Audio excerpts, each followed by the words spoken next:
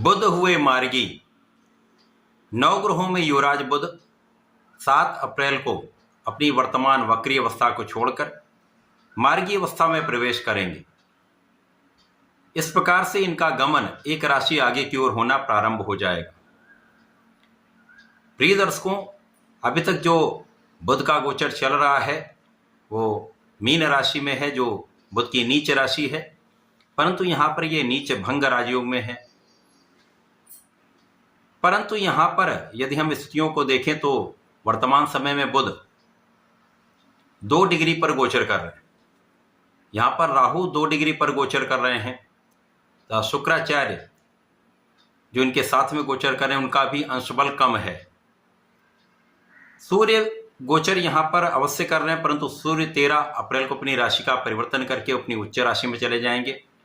इस प्रकार से बुध का जो बल है वो यहां पर न्यून हो चुका है। राहु के अत्यधिक निकट होने के कारण तथा अंश बल में न्यून होने के कारण इनका बल अत्यंत निर्बल हो चुका है, जिसके कारण जड़ दोष बना हुआ है। अब जब बुध जड़ दोष में होते हैं तो इनके कार्यकत्व के भाव में निर्बलता आ जाती है। ये जिन जिन भाव के स्वामी हैं उन भावों की निर्बलता प्राप्त होने लगती है। तो निश्चित रूप से इस समय में समस्त राशि जातकों के लिए कुछ समस्या का समय है, क्योंकि बुध एकमात्र ऐसे ग्रह हैं जिनका इस जगत के समस्त कार्य क्षेत्र में अपना संपूर्ण प्रभाव है।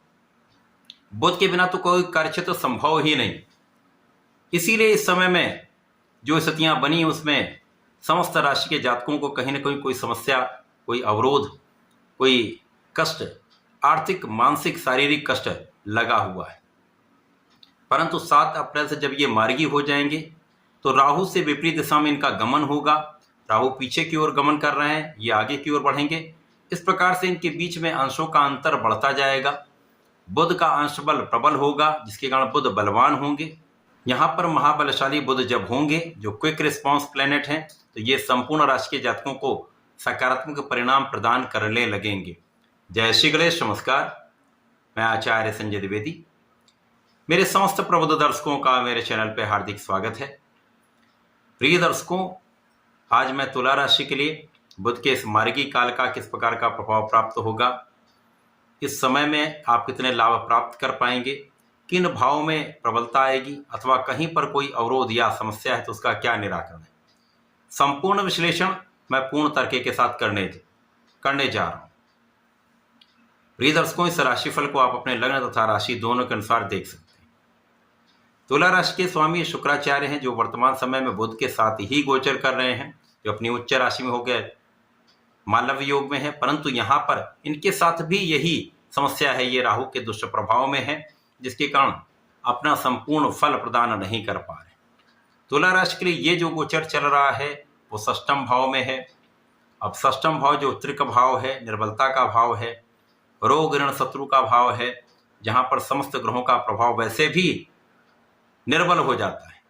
तो यहाँ पर बनने वाला बड़े से बड़ा महाराजयोग भी बहुत बड़ा फल नहीं देता है, और यहाँ पर ये राहु के प्रभाव में है, जिसके कारण एक सकारात्मक परिणाम प्राप्त नहीं हो पा रहा है।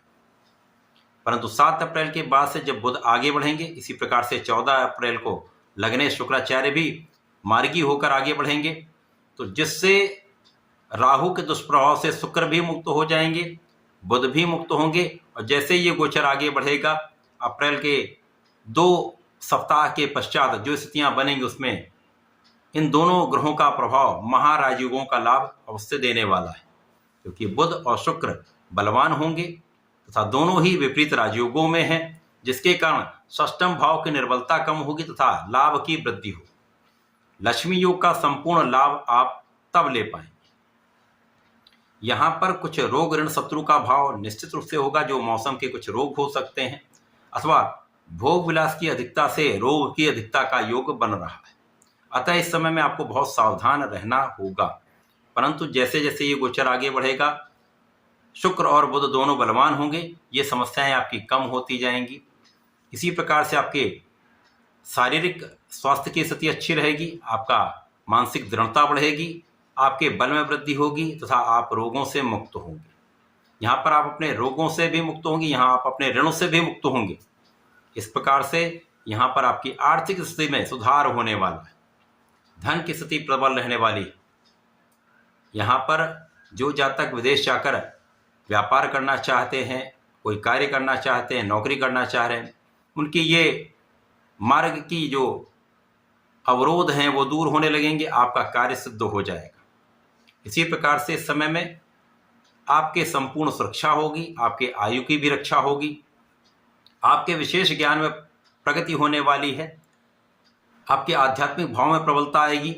तथा इस समय में जब बुध बलवान होकर आगे बढ़ेंगे और 7 मई तक ये मार्गी अवस्था में रहने वाले हैं, इस बीच में बुध और शुक्र का एक महायोग बनेगा जो निश्चित रूप से आपके ऐश्वर्य में वृद्धि करेगा, धन संपदा देगा तथा आपके आर्थिक स्थिति में बड़ा परिवर्तन करने वाला है।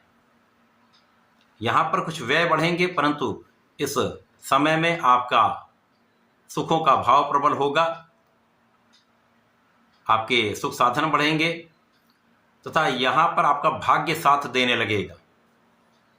अब जब भाग्य भी साथ देने लगता है तो आपका किया हुआ प्रयास संपूर्ण रूप से सफल हो जाता है। अभी तक जो आपके कार्य में जो अवरोध आ रहे थे, आपके व्यापारिक भाव में जो अवरोध आ रहे थे तथा आपका प्रोफेशन एक प्रकार से जड़ हो गया था, इन समस्त स्थितियों का समापन होगा, आपके व्यापार में प्रगति होगी, आपके व्यापार में विस्तार होगा, नए अवसरों की प्राप्ति होगी, आपके नौकरी के भाव में प्रगति का अवसर मिलेगा, आपको सफलता मिलेगी जिससे आपके धन की वृद्धि का आपको लाभ मिलेगा तथा आपके प्रोफेशन में विशेष रूप से कला क्षेत्र के जातक जो हैं उनको बड़े अवसर यहाँ पर प्राप्त होने वाले, नए कॉन्ट्रैक्ट प्राप्त हो सकते हैं। इसी प्रकार से जब दोनों ग्रह बलवान होंगे तो आपकी लग्न में प्रबल होगी, आपकी जो सोचने समझने की शक्ति है वो कई गुना बढ़ जाएगी, विचारशीलता आपकी बढ़ जाएगी, इनोवेशन आपका बढ़ जाएगा, प्रयोग करने की शक्ति बढ़ जाएगी, आपका कैलकुलेशन बहुत अच्छा रहने वाला, आपकी गणना सटीक रहने वाली। मानसिक दृढ़ता के साथ यदि आपकी कैलकुलेशन अच्छी है, आप सही समय पर सही कार्य करते हैं तो समस्याएं कम होंगी, आपको सफलता के अवसर बढ़ जाते हैं। तथा इस समय में जब आप स्वस्थ रहते हैं तो संपूर्ण परिश्रम कर पाते हैं और परिश्रम का परिणाम आपके प्रयासों में आता है, आपका प्रयास सफल होता है तो आपके कार्यक्षेत्र में विस्तार होता है। तो ये बुध का मार्गी काल तुला राशि के जातकों के लिए एक अच्छा प्रभाव देने वाला है। प्रारंभिक समय में गति कुछ मंद होगी, परंतु 14 अप्रैल के बाद आपके जीवन में गति आएगी, आपके व्यापार में गति आएगी, आपके प्रोफेशन में अवसर बढ़ेंगे, धन का विशेष लाभ मिलेगा तथा आपका स्वास्थ्य बहुत अच्छा रहेगा, आपका परिश्रम बहुत अच्छा रहेगा। इस पूरे समय में आपको नियमित रूप से भगवान गणपति की आराधना करनी चाहिए। संकट नाशन गणेशोत्तम का पाठ नित्य एक बार तो अवश्य कर लेना चाहिए तथा प्रत्येक शुक्रवार को भगवान भोलेनाथ पर जलार्चन करें तथा पंचामृत से अभिषेक करें, विशेष लाभ प्राप्त होंगे, जीवन की अनियमितताएं दूर होकर संपूर्ण लाभ आपको मिलने वाला है। तो ऐसा करके समय का उपयोग करें, लाभ लें। धन्यवाद, नमस्कार।